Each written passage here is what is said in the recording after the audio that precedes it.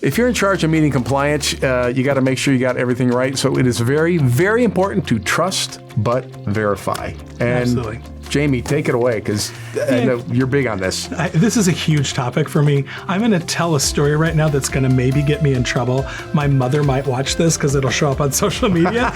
But my mother is a delightful woman, and she loves, to do research online. She loves to study. She's very up on the news and current events. Okay. But sometimes, on occasion, my mom will contact us or contact my brothers, and we'll be like, "Oh my gosh, this terrible thing's been happening. Here's this new thing that's happened in the law, or this new event that occurred."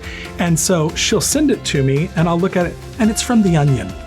Right, which is a satire, right? Like it's something that it looks to be credible. It's on the internet. That's why right? That's why moms are great. Right. So it's like it's there, so it must be true. Yeah. Well, it's a satirical article, and there is the satire, but then there's also misleading information that is put out there. You have things like Wikipedia, great solution to understand a variety of things, but it's alterable. So Anybody can write it. Anybody can put it in there. So who knows what the credentials of that individual putting that information is. So there's great information out there available. There's great tools. AI is a great solution, but you can't trust it 100%. You still, and oftentimes AI in general will oversimplify things because that's its goal, right? Yeah. AI is to try and make things simpler, more efficient. But in the complexity of regulations we're dealing with, if the AI gives you a decision, that's great. That helps drive your choices better. Tariff classification is a prime example that I love. If you're doing tariff classification, you have a new product with a description, you have to figure out what chapter am I in, what subheading, what final statistical number. You got to dig through all the regulations, and sometimes you don't even know what chapter you're starting in with the product. So having AI go in and say, well, I think you're in this chapter in this subheading, at least funnels your capacity down to a smaller level so you can get started. So that's wonderful, but you can't just trust that the answer is going to be perfect.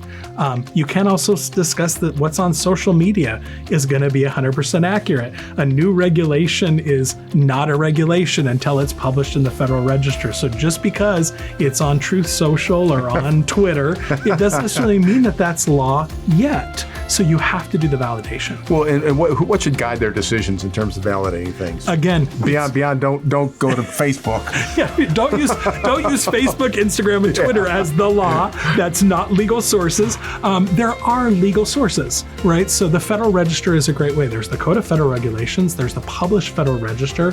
Those are areas that you can be confirmed that is now official law and regulation. So, CBP, Customs does rulings and CSMS messages. Those are actually legally binding documents that you can trust. So if you get information, be that from social media, be that from AI, it's great, but make sure that you're doing that verification. Go in and find if this is the source, is AI giving me a credible source to support that decision? And if it's not, you have the requirement to do your reasonable care, due diligence, and to go in and study and make sure that you're getting the correct information every time.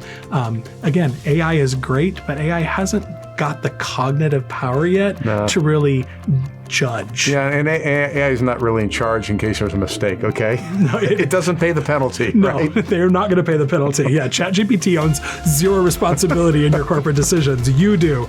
So if you can't trust it, make sure you verify it.